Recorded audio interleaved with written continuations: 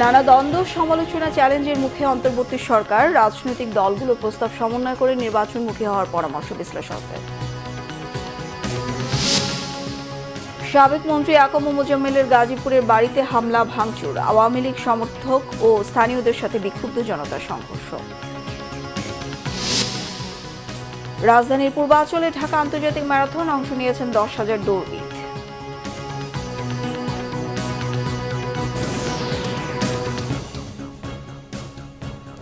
দেখছিলেন crown cement সংবাদ শিরোনাম। 6 মাস পরে এসেও নানা দ্বন্দ্ব, সমালোচনা আর চ্যালেঞ্জের মুখে পড়েছে অন্তর্বর্তীকালীন সরকার। পালকে নেই তেমন সফলতা। বাজার অব্যবস্থাপনা, গণহত্যার বিচার ও জাতীয় ঐক্য সহ বেশিরভাগ ক্ষেত্রেই জন আকাঙ্ক্ষা পূরণে বলার মতো তেমন কিছু নেই বলে মনে করেন অর্থ রাজনৈতিক বিশ্লেষকরা। এ অবস্থায় গণতন্ত্র উত্তরণে রাজনৈতিক দলগুলোর দেয়া প্রস্তাব সমন্বয় করে নির্বাচনমুখী হওয়ার পরামর্শ তাদের। আর তরুণ প্রজন্ম বলছেন, আমলাতান্ত্রিক জটিলতা থেকে বেরিয়ে জনগণের সরকার হতে আরো দৃঢ়চিত্তে কাজ করতে হবে বর্তমান সরকারকে। আরো জানাচ্ছেন মামুন আব্দুল্লাহ। দীর্ঘ স্বৈরশাসনের অবসানের পর 8 আগস্ট গঠন করা হয় অন্তর্বর্তীকালীন সরকার। ছাত্র জনতার আহ্বানে সেই সরকারের প্রধান করা হয় নোবেলজয়ী ডক্টর ইউনূসকে। গণহত্যার বিচার, দ্রব্যমূল্য নিয়ন্ত্রণ, সংস্কার, আইন শৃঙ্খলা পরিস্থিতি নিয়ন্ত্রণ আর সুষ্ঠু নির্বাচনের ম্যান্ডেট নিয়ে এগিয়ে চলছে অভ্যুত্থান পরবর্তী সরকার। তবে বিপুল প্রত্যাশার বিপরীতে অর্জন নিয়ে প্রশ্ন তুলেছেন অর্থনৈতিক ও রাজনৈতিক বিশ্লেষকরা। প্রত্যাশা দুটো ছিল, একটা হচ্ছে যে দ্রব্যমূল্য যাতে কমে যায়, আরেকটা ছিল যে অতীতের যে জলজ্যান্ত খারাপ কাজগুলো হয়েছে সেগুলোর যাতে বিচার হয়, শাস্তি হয়, যাতে ভবিষ্যতে এটার পুনরাবৃত্তি করাটা যে কঠিন, অন্তত এই সরকারের আমলে সেই ধরনের আচরণ যে কেউ করতে পারবে না সেই দৃষ্টান্তটা যাতে স্থাপন হয়। তো এটা দুটো ক্ষেত্রেই ব্যর্থতা অনেক দেখা যাচ্ছে। অন্তর্বর্তী সরকার গঠন পরবর্তী 6 মাসে 136টি আন্দোলন মোকাবেলাও ছিল চোখে পড়ার মতো, যেখানে ঠান্ডা মাথায় পরিস্থিতি সামাল দেয়াকে সরকারের অভূতপূর্ব দূরদর্শিতা বলে মনে করছেন রাষ্ট্রচিন্তক ডক্টর আবুল কাশেম ফজলুল হক। আর আটক কিছু রাঘব বোয়ালের দৃশ্যমান বিচারের প্রত্যাশার কথা বলছেন অর্থনৈতিক ও রাজনৈতিক বিশ্লেষকরা। এই সরকারের ধৈর্য আছে এবং উগ্র কথাবার্তা বলেন না প্রায় কেউই। যে কথা বলেন এটা অনেকটা ইন্টেলেকচুয়াল কথা হয়। অল্প সময়ের মধ্যেই নির্বাচনের তারিখ ঘোষণা করা এবং নির্বাচনের আগে ওই যে প্রস্তুতি জনমানুষকে সম্পৃক্ত করার নির্বাচনে, সেইগুলো সম্পন্ন করার ঘোষণা দেওয়া উচিত। এটা হয়তো আরও তারা সময় নিতে পারেন কিছু, কিন্তু আরও 6 মাসের বেশি সময় তাদের নেওয়া উচিত না। যারা নিশ্চিতভাবে প্রমাণিত হয়েছে যে টাকা পাচার করেছে, লোন ডিফল্ট করেছে, দুর্নীতি করেছে, অত্যাচার করেছে, এরকম 2-1টা রাঘব বোয়ালকে বিচার করে উপযুক্ত শাস্তি দিয়ে সেই শাস্তিটা কার্যকরী করে মানুষকে দেখানো যে দেখো যাদের বিরুদ্ধে তুমি ফাইট করেছিলে তাদেরকে আমি কাঠগড়ায় দাঁড় করিয়ে বিচার করে শাস্তি দিয়েছি। গণঅভ্যুত্থানের পর সবার প্রত্যাশা ছিল গঠন হবে গণমানুষের সরকার, যে সরকার কথা বলবে গণমানুষের।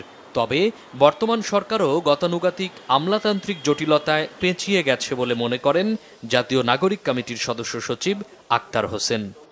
এখনো পর্যন্ত বাংলাদেশের সরকারি যে সুযোগ সুবিধাগুলো আছে সেগুলো মানুষের দোরগোড়ায় পৌঁছানো সম্ভব হয় নাই। মানুষ সেটা প্রত্যাশা করে, একই সাথে মানুষ এটাও প্রত্যাশা করে মানুষের যে মত প্রকাশের স্বাধীনতা আছে সেটা যেন অক্ষুণ্ণ থাকে। সেই জায়গায় মানুষেরা এখন স্যাটিসফাইড আছে। গণতন্ত্রের পথ সমুন্নত রাখতে রাজনৈতিক দলগুলোর সমন্বয়ে নির্বাচনের দিকে ধাবিত হবে বর্তমান সরকার, এমনটাই আশা সমাজ, রাজনৈতিক ও অর্থনৈতিক বিশ্লেষকদের। মামুন আব্দুল্লাহ, বাংলা ভিশন, ঢাকা। সাবেক মুক্তিযুদ্ধ বিষয়ক মন্ত্রী আকম মোজাম্মেল হকের গাজীপুরের বাড়িতে হামলা ও ভাঙচুরের সময় আওয়ামী সমর্থক ও স্থানীয়দের সাথে বিক্ষুব্ধ ছাত্র জনতার সংঘর্ষ হয়। গতকাল রাত 10:30টার দিকে ধীরাশ্রমের দাখিনখান এলাকায় ঘটনা ঘটে।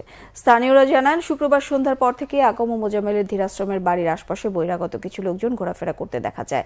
পরে সাবেক মন্ত্রীর বাড়িতে হামলা ও ভাঙচুর করা হয়। এ সময় আওয়ামী সমর্থিত ব্যক্তি ও স্থানীয়দের সাথে বিক্ষুব্ধ ছাত্র জনতার সংঘর্ষ হয়। এতে আহত হন বেশ কয়েকজন। তাদেরকে হাসপাতালে চিকিৎসা দেওয়া হয়। এ বিষয়ে আইন শৃঙ্খলা বাহিনীর কোনো বক্তব্য পাওয়া যায়নি।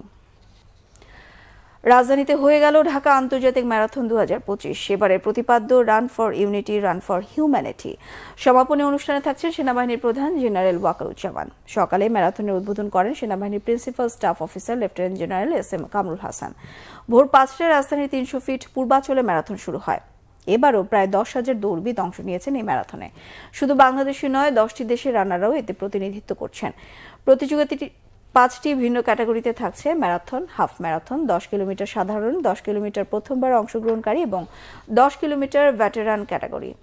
এর আগে বাংলাদেশের বৃহৎ এই ম্যারাথনের উদ্বোধন করেন সেনাবাহিনীর principal staff officer lieutenant general SM Kamrul Hasan. তিনি বলেন, ম্যারাথনে অংশগ্রহণকারীরা বাংলাদেশের জন্য সম্পদ, কারণ এই আয়োজন তরুণ প্রজন্মকে অপরাধ ও মাদকের থেকে দূরে রাখার পাশাপাশি ফিটনেসও বাড়াবে।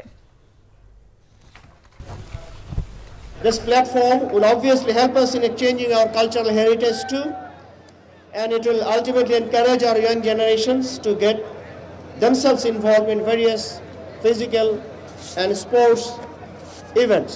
Marathoners are always special people, so all of you are special people. Congratulations for that. Thank you. Dear marathoners, I would like to congratulate all of you for being part of this history. দর্শক, এই মুহূর্তে আন্তর্জাতিক ঢাকা ম্যারাথনের খবর সংগ্রহে রয়েছেন সহকর্মী নাবিল জাহাঙ্গীর, যুক্ত হচ্ছে তার সাথে। নাবিল, ম্যারাথনের সর্বশেষ তথ্য জানাবেন, আর সমাপনী অনুষ্ঠানে কখন ভাষণ দেবেন আমাদের সেনাপ্রধান সে বিষয়ে জানাবেন।